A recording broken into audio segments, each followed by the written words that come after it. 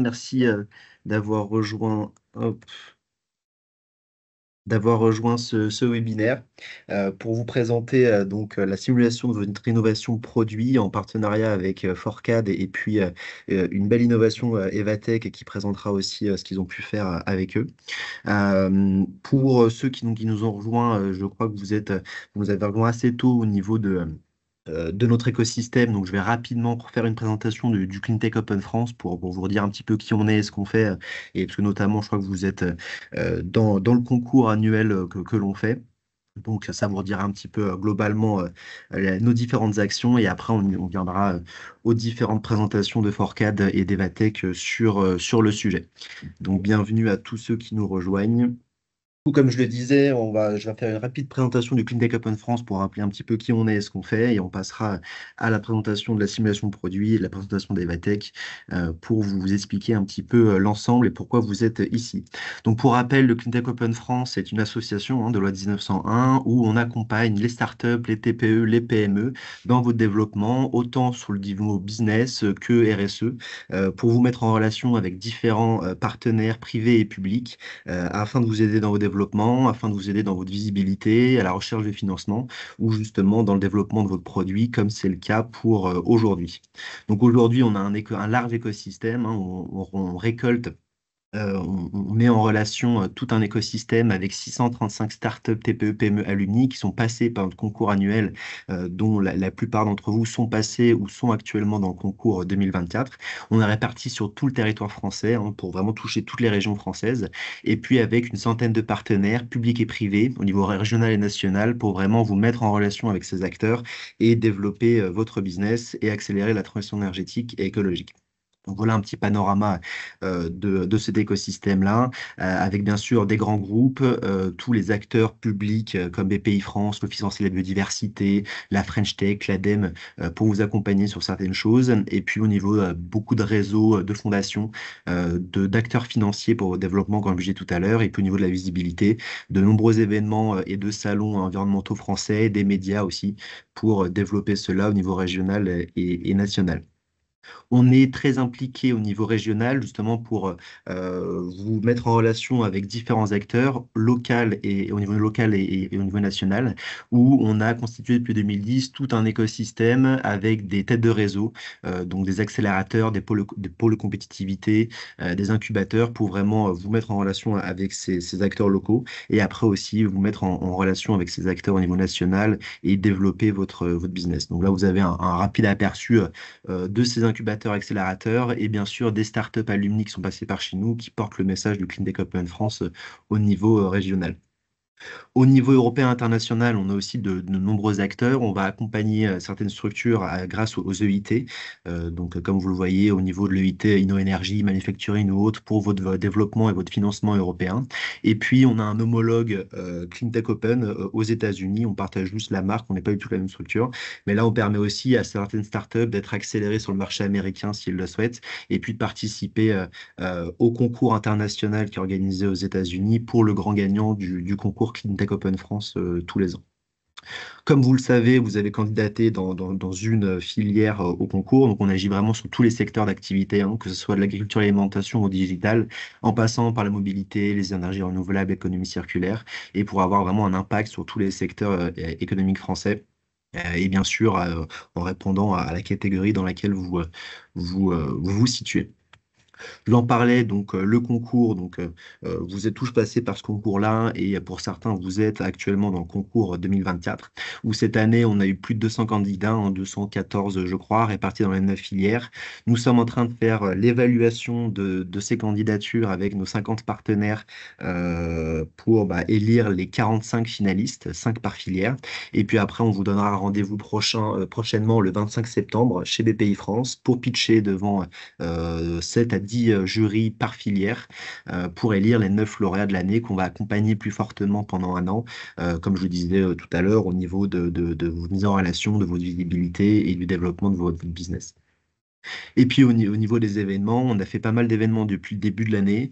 Là, jusqu'à juillet ou août, ça va un petit peu se calmer. On va reprendre fortement en septembre, avec notamment le Big et ProDurable, avec qui on est partenaire tous les ans.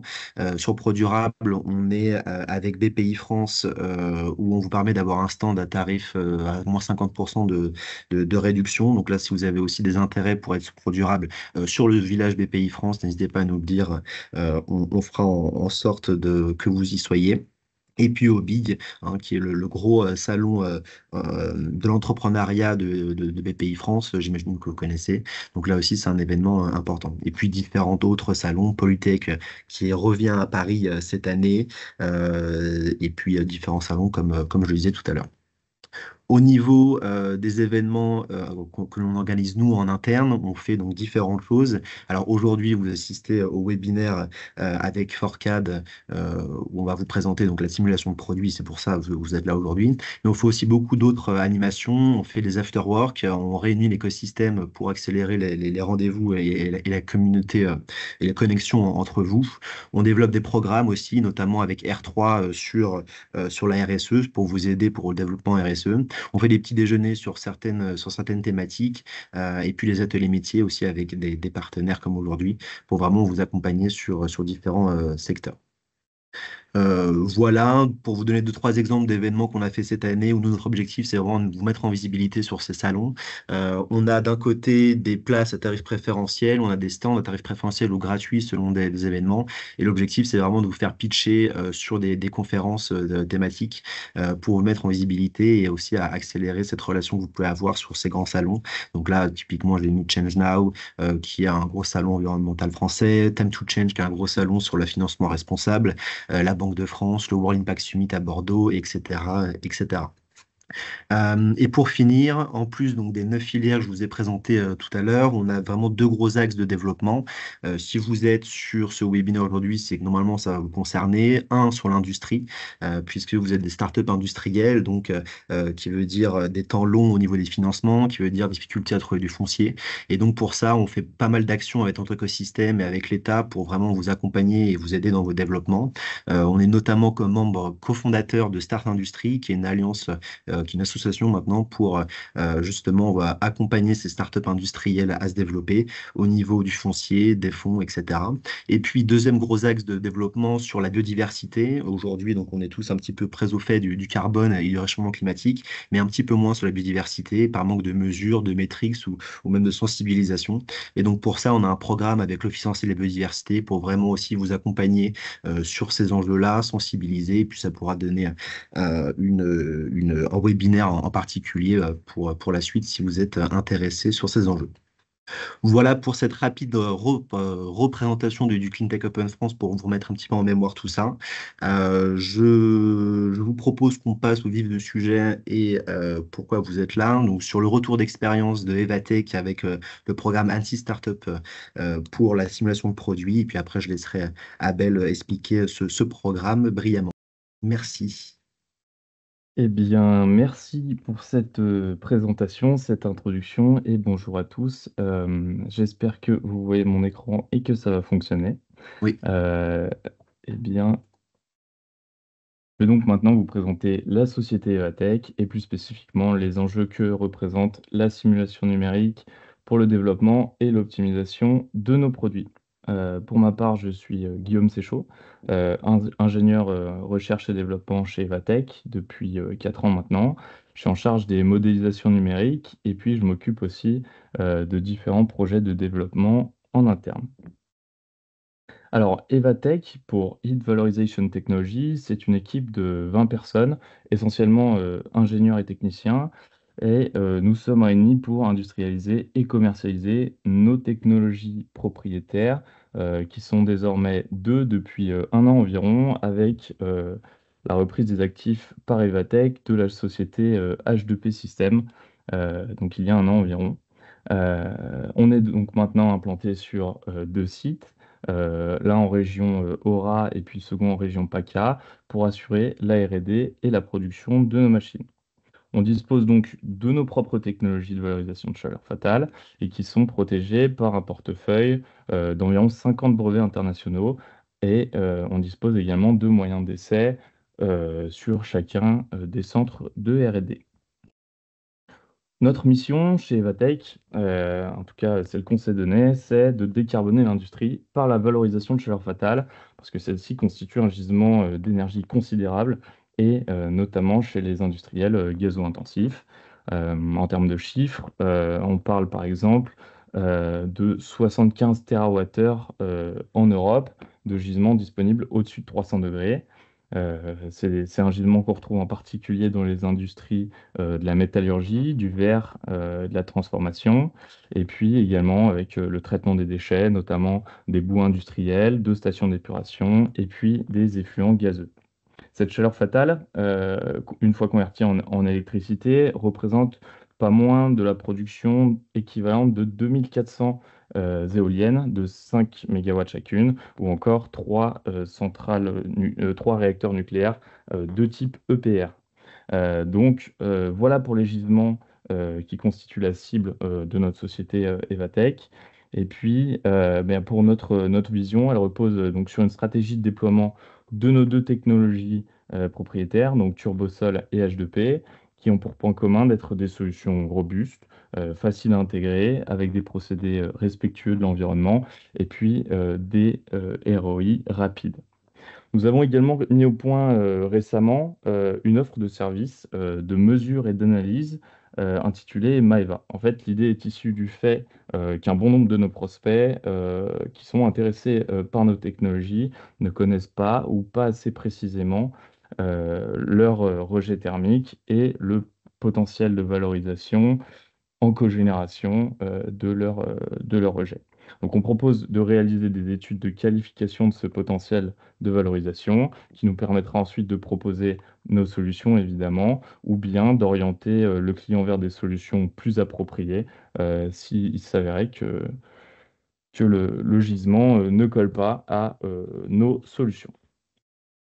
Alors, je vais maintenant rapidement vous présenter nos procédés, puisque c'est pour optimiser ces procédés-là qu'on a recours à la simulation numérique aujourd'hui chez Evatech.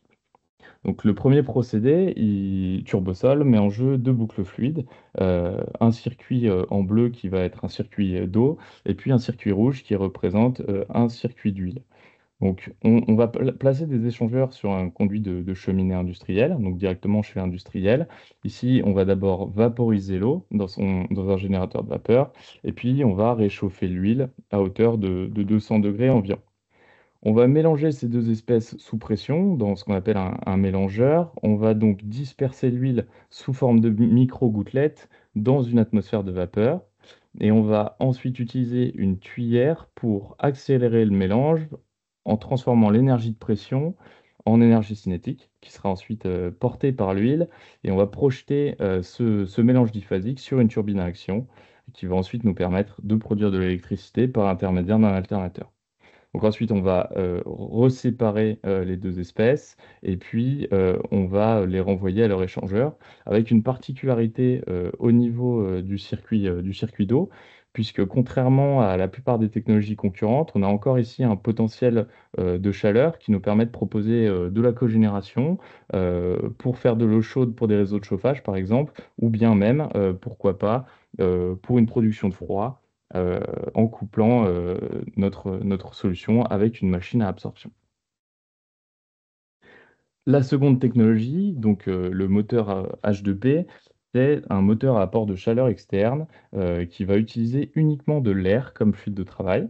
Donc le système est composé d'un échangeur et d'une unique chambre de travail.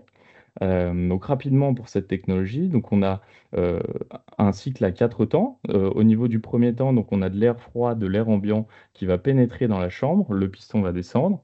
Ensuite, on va fermer la soupape d'admission, puis on va comprimer avec le piston l'air qui était contenu dans la chambre et on va l'envoyer donc en pression dans un échangeur de chaleur. C'est à ce moment-là qu'on va pouvoir prélever sur la source chaude des calories. Donc on va réchauffer l'air sous pression et au troisième temps, on va redétendre cet air donc réchauffé dans notre chambre de travail, ce qui va nous permettre de produire un couple moteur et de l'électricité. Euh, Et puis, puisqu'on a une détente d'air réchauffé, la détente est plus énergétique que la phase de compression. Donc, c'est comme ça qu'on dégage de l'électricité. Et puis, au quatrième temps, donc on va évacuer l'air qui a été détendu dans la chambre de travail, mais c'est de l'air qui est encore en température, à hauteur de 400 degrés environ, et qui va permettre d'air de préchauffage pour des brûleurs à gaz, par exemple, ou bien pour des procédés de séchage chez nos clients. Donc, euh, je ne me suis pas attardé sur le procédé précédent, sur les phases où on a utilisé la simulation, on va y revenir, mais par exemple, pour ce procédé-là, on s'intéresse à de la simulation numérique pour comprendre et optimiser les écoulements au niveau des soupapes et des échanges entre la chambre de travail et l'échangeur. Alors, on va voir maintenant les enjeux de la simulation numérique pour nous et donc l'utilisation qu'on a de ces outils. Donc, la première chose à comprendre, c'est la raison pour laquelle on a choisi d'utiliser les solutions ANSYS et donc de modéliser numériquement certaines parties de notre procédé, puisqu'on dispose de prototypes représentatifs. Vous avez par exemple celui qu'on a dans nos locaux dans la Drôme du procédé Turbosol. Euh, donc, nos modules sont conçus pour être simples d'utilisation. Par contre, les phénomènes mis en jeu à l'intérieur et les conditions de fonctionnement internes à ces procédés rendent parfois la prise de mesure et la visualisation très compliquées. On parle par exemple sur le moteur H2P de température allant jusqu'à 900 degrés. Donc, ça devient compliqué de prendre des mesures et de visualiser ce qui se passe. Et puis, sur le procédé Turbosol, on parle de vitesse de jet de l'ordre de 200 mètres par seconde, par exemple, et puis de mélange diphasique avec des micro-gouttelettes d'huile de l'ordre du micron en suspension dans une atmosphère de vapeur. Donc, comme je le disais, la prise de mesure et la visualisation sont parfois compliquées, et puis également le dimensionnement par la théorie atteint quand même rapidement des limites. Donc en partant de ce constat, on s'est rapidement tourné vers les solutions de simulation numérique, c'est-à-dire les solutions ANSYS, et c'est à ce moment-là qu'on a découvert le Startup Programme d'ANSYS, qui nous a permis de bénéficier de tarifs attractifs, dans notre cas pendant 2 ans, avant de passer à une solution plus spécifique en sortie de Startup Programme, avec des licences fluides uniquement, puisque c'est ce qui nous intéressait chez Evatech. Donc pour nous, la simulation numérique, aujourd'hui, c'est un outil puissant qui nous permet à la fois de mieux comprendre les écoulements à l'intérieur de nos modules et puis également, dans un second temps, de pouvoir optimiser les performances de chacun de nos composants et donc de l'ensemble de nos systèmes. Donc la simulation numérique, elle permet de modéliser des écoulements complexes. Par exemple, dans notre cas, on modélise, comme je le disais, des écoulements en double phase. On a de l'huile sous forme de micro-gouttelettes liquides dans une atmosphère de vapeur, donc sous forme de gaz. Donc nous, en termes de simulation numérique, on va essentiellement se focaliser sur la brique de conversion, donc conversion d'énergie de pression en énergie cinétique, et puis d'énergie cinétique en énergie mécanique. Donc, on va travailler plus spécifiquement sur le cœur du procédé. On s'intéresse donc aux interactions que peuvent avoir nos fluides, ils peuvent interagir donc entre eux, des interactions fluide-fluide.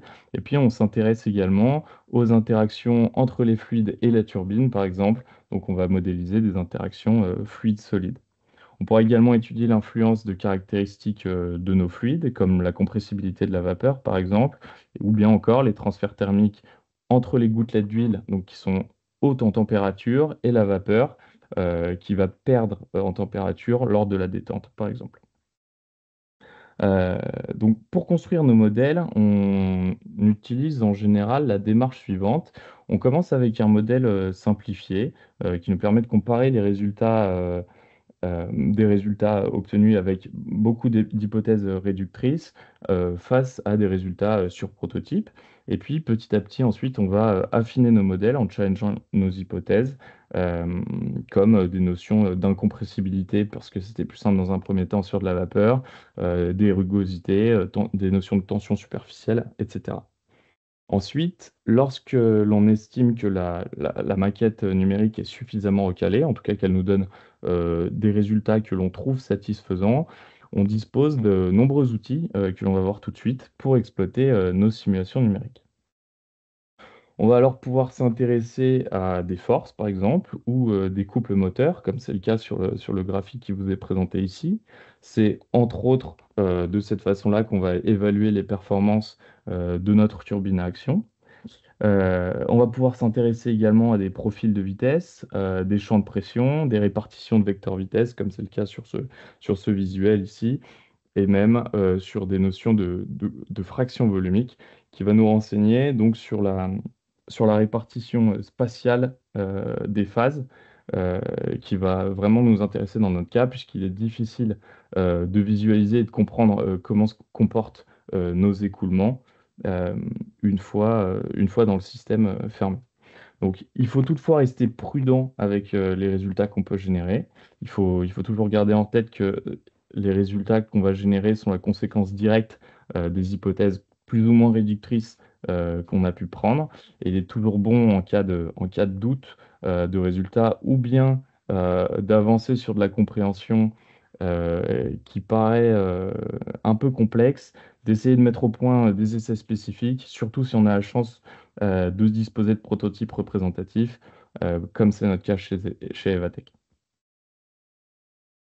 Alors, dans notre cas, si on étudie plus spécifiquement la turbine à action, par exemple, il n'existe pas aujourd'hui de turbine à action sur l'étagère pour un fonctionnement comme le nôtre, c'est-à-dire dans un milieu diphasique. Et donc, il est nécessaire pour nous de concevoir et d'optimiser spécifiquement nos turbines eh bien, pour nos besoins. Donc on profite des simulations numériques pour réaliser des études de sensibilité sur tout un tas de paramètres. On va pouvoir étudier l'influence de nombreux paramètres géométriques, par exemple, pour les objets de la turbine. Donc on a joué sur des notions d'angle d'attaque, de profondeur d'objet, des angles de fuite, etc. Et puis, on va également pouvoir faire varier divers paramètres qu'on qualifie de process, comme par exemple la vitesse du jet, les proportions de gaz et de liquide dans le mélange diphasique, les débits, les vitesses de rotation de la turbine, etc. Et finalement, grâce aux différentes combinaisons de paramètres que l'on a modélisées, on va orienter nos choix de conception. On va donc réussir à réduire considérablement le nombre de prototypes à réaliser, ce qui est évidemment économiquement très intéressant, et puis qui permet également d'accélérer notre développement. Voilà, c'est tout pour ma présentation sur la simulation numérique chez Evatech. N'hésitez pas, si vous avez des questions sur Evatech ou la simulation, à poser vos questions dans le chat.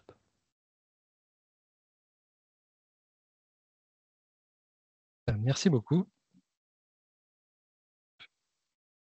À moi de vous demander si vous voyez bien mon écran. Merci. En tout cas, merci beaucoup à Guillaume pour toute cette présentation et à Thomas pour l'introduction. Donc moi, je suis Abel Olivier. Je suis là effectivement par rapport à Forcad et je vais vous présenter exactement quel est l'accompagnement qui est aujourd'hui proposé par l'éditeur et aussi qui est Forcad par rapport à l'ensemble, par rapport à Evatech. Donc, je vais me permettre de prendre ces quelques minutes qui nous restent pour pouvoir clôturer ces présentations. Donc, je suis Abel Olivier, ingénieur d'application chez Forcad depuis 4 ans. Comme j'aime souvent à le dire, j'ai eu une vie avant Forcad, comme beaucoup de personnes chez Forcad. Donc, je viens de l'industrie, j'ai une douzaine d'années d'expérience dans l'industrie en tant qu'ingénieur CFD. Et aujourd'hui, je suis non seulement responsable de l'équipe technique, mais également spécialiste en thermique et mécanique des fluides. Et j'ai pu suivre Evatech depuis les 4 ans qui sont avec nous. Donc aujourd'hui, qui est Forcad? Forcad est un distributeur, éditeur et intégrateur de solutions intervenant sur l'ensemble du système d'information. Aujourd'hui, Forcad a 20 ans. Donc on est là aujourd'hui pour accompagner l'ensemble de nos clients industriels sur tous les paramètres donc, du système d'information. En quelques mots et surtout en quelques chiffres, Fourcade, c'est environ 600 personnes pour 2800 clients. On a une présence à l'international principalement sur 3 pays, hein, la France, la Suisse et le Canada. On a notamment 11 agences en France avec le siège social qui est situé à Nantes et on fait un chiffre d'affaires d'environ 90 millions d'euros. Et comme je vous l'ai dit, aujourd'hui, Fourcade intervient sur l'ensemble du système d'information dans une entreprise. Donc, c'est-à-dire, je vais aller du plus large au plus précis, hein. C'est-à-dire qu'aujourd'hui, on est capable d'intervenir sur tout le système qui va du bureau d'études jusqu'à la production, jusqu'à la gestion d'informations, aussi bien au niveau vente qu'au niveau des informations qu'on peut avoir au niveau des machines. Donc, ça va être sur l'ensemble des acronymes, donc du PLM dans le bureau d'études, l'ERP pour toute la partie production et gestion financière, le CRM pour la partie commerce et gestion de base de données clients, l'IoT pour tout ce qui est objet connecté, mais plutôt côté gestion de la production, MES toujours sur la partie production en temps réel. Et l'ensemble de ces systèmes sont évidemment peuvent être liés au sein du cloud si le client en a besoin. Et aujourd'hui, l'ensemble des activités de simulation, pour revenir au sujet qui nous intéresse aujourd'hui, sont reliées au sein du bureau d'études dans principalement les activités, donc tout ce qui est PLM, donc Product Life Management, et la partie XAO, donc la partie gestion de la géométrie. Donc, comme je vous l'ai dit, Fourcade est un distributeur de solutions. Aujourd'hui, Fourcade a fait le choix d'être distributeur d'un seul éditeur par solution. Et on a la chance aujourd'hui de pouvoir travailler avec l'éditeur Ansys, un éditeur américain qui a une visibilité mondiale. Et par exemple, nous travaillons également avec PTC sur la partie PLM. Et pour la simulation, on travaille avec Ansys. Et sur l'ensemble de sa gamme de produits, on a l'avantage qu'il ait une forte présence, bien évidemment, aux États-Unis étant présent au Nasdaq et également en Europe, excusez-moi, avec un grand nombre de personnes de l'éditeur qui sont présents également en France. Donc, aujourd'hui, l'avantage de cet éditeur Ansys, c'est qu'il a une capacité de pouvoir adresser la quasi-totalité des besoins qu'on pourrait avoir d'un point de vue simulation. Et il a la capacité aussi d'interconnecter l'ensemble de ces besoins. Donc, on part d'une plateforme, donc on parle d'un ensemble de process, donc une plateforme qu'on va appeler Workbench, qui a la capacité de connecter ou d'interconnecter l'ensemble des besoins de physique qu'on peut avoir. À cette plateforme-là, on va venir connecter un ensemble de solutions qui sont extrêmement nombreuses, mais évidemment, tout le monde n'a pas besoin de tout. Donc, les solutions sont classées par domaine. Donc, les domaines, on va dire, les plus classiques auxquels on va penser pour la simulation, qui sont la structure, la fluide, comme l'a présenté Guillaume de chez Evatech, mais on a aussi l'électromagnétisme et la partie semi-conducteur, la partie software embarqué, optronique également, optique et optronique.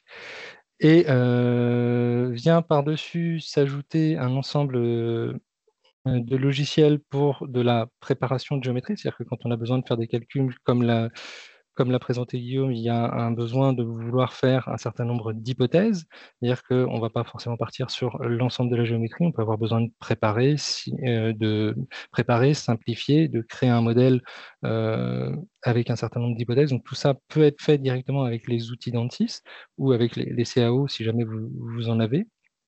Et également, pour l'ensemble des calculs, on a un certain nombre d'informations dont on a besoin en données d'entrée, qui sont par exemple les informations de matériaux.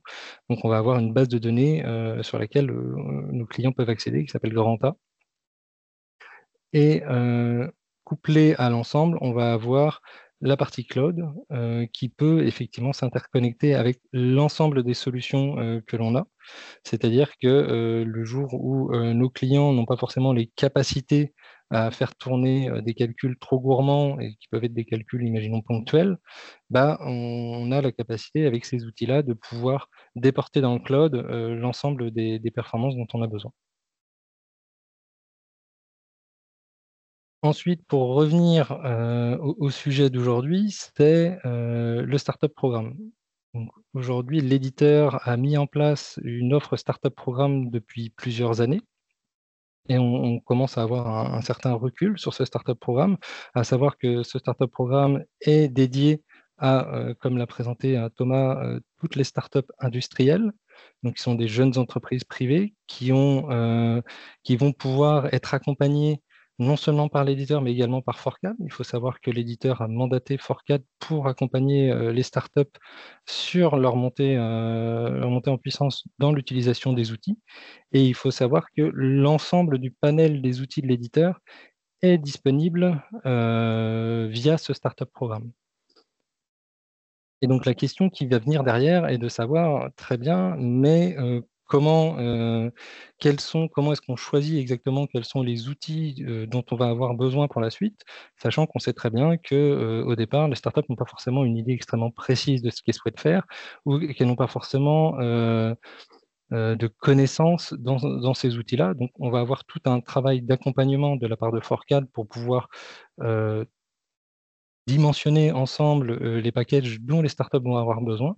Mais l'éditeur a également créé et prévu l'ensemble de cet accompagnement-là via un système de packages qui sont extrêmement simplifiés pour permettre un maximum de flexibilité pour les startups, à savoir qu'on va, sur l'ensemble des solutions de l'éditeur, qui va regrouper plus d'une cinquantaine de logiciels, on va avoir réduit à tout ça seulement moins d'une petite dizaine de packages, à savoir qu'on va avoir un package structuré fluide qui correspond à la majorité des besoins des startups, mais on n'écarte pas non plus les besoins en électronique, en photonique ou optique, ou en mission digitale, donc tout ce qui est trajectographie, ou en software embarqué.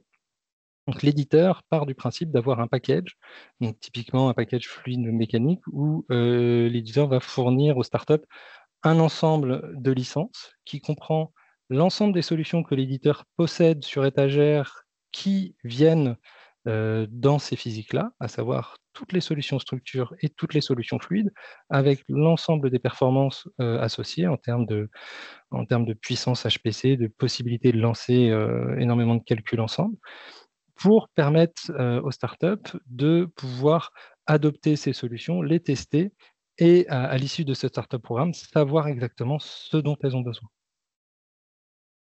Donc tout ça, une fois que cela est dit d'un point de vue éditeur, quelle est l'approche de Forcad par rapport à ça, d'un point de vue client? Comment est-ce qu'on approche nos clients par rapport à ça? Nous, on a un rôle d'accompagnement et de suivi des startups, à savoir de pouvoir sélectionner avec nos clients quel est le meilleur package le plus adapté par rapport à leurs besoins et aux évolutions de leurs besoins.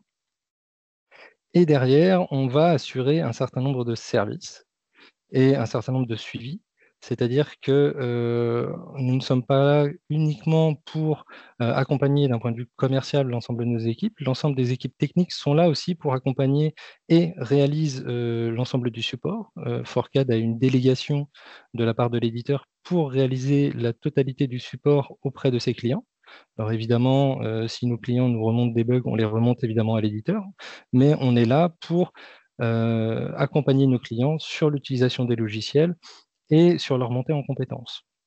C'est-à-dire que Forcad, du fait de sa structure et du nombre de personnes qu'on est, nous sommes 600 personnes et nous avons un ensemble, une business unit dédiée à la partie formation. Et donc, nous avons une structure complète dédiée à la formation qui nous permet aujourd'hui de pouvoir délivrer des formations à nos clients pour la prise en main de nos logiciels.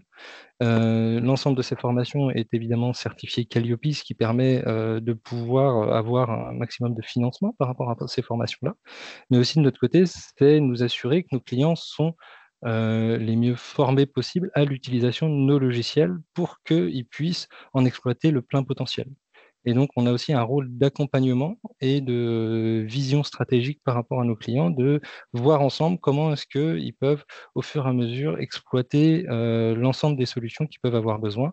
Donc, on a un certain nombre de clients qui viennent nous voir pour nous dire, voilà, les nouvelles problématiques qu'on peut avoir, comment est-ce qu'avec ce que j'ai, on peut réussir à avancer et avoir réussir à trouver la meilleure solution, la meilleure manière de faire. On a tout cet accompagnement en termes de formation, méthodologie et suivi pour s'assurer que nos clients puissent exploiter au mieux l'ensemble de ces solutions-là.